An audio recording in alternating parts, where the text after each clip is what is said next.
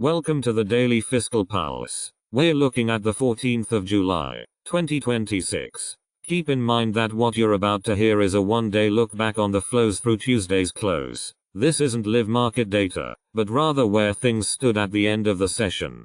Let's set the stage with what's moving markets at this moment. The Iran and Middle East conflict is dominating headlines and driving price action across the board. You're also seeing attention on Fed Chairman Walsh, who has made comments about meeting frequently with the Trump administration while defending the Fed's independence. Those are the narratives getting airtime. But as always, we need to distinguish between headline noise and actual cash flows.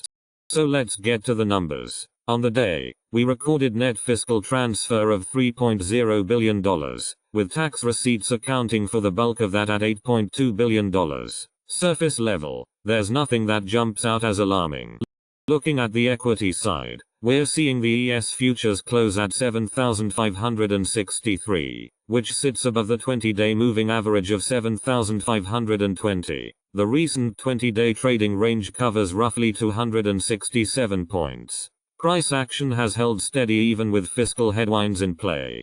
The more interesting picture emerges when you step back a bit. Government spending over the past 5 days is averaging about $8.6 billion daily. Now compare that to the 20-day average sitting at $12.3 billion.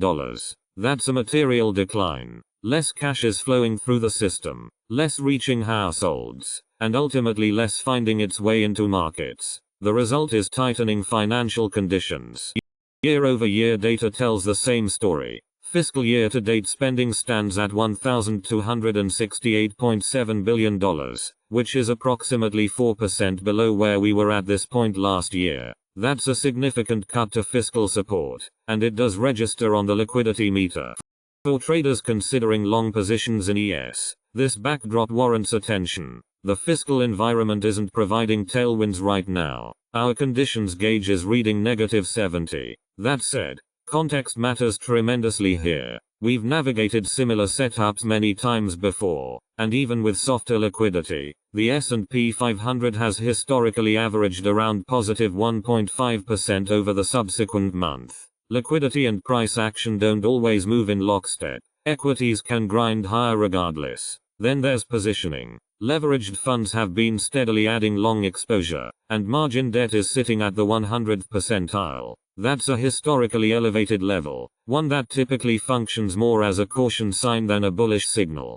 What does this mean for actual market behavior? Since fiscal flows are running below year-ago levels, the shock absorber in the system isn't as cushioned. On days when news breaks positive, markets can still push higher, but when risk materializes, say an escalation in the Iran-Middle East situation, selling pressure can accelerate faster because there's simply less liquidity sitting underneath waiting to catch it. A few dates deserve your attention heading forward. The 15th of July brings the SSA payment cycle on the third Wednesday of the month, which can shift near-term flow patterns. Then mark around the 15th of August for the next major Treasury coupon interest payment window.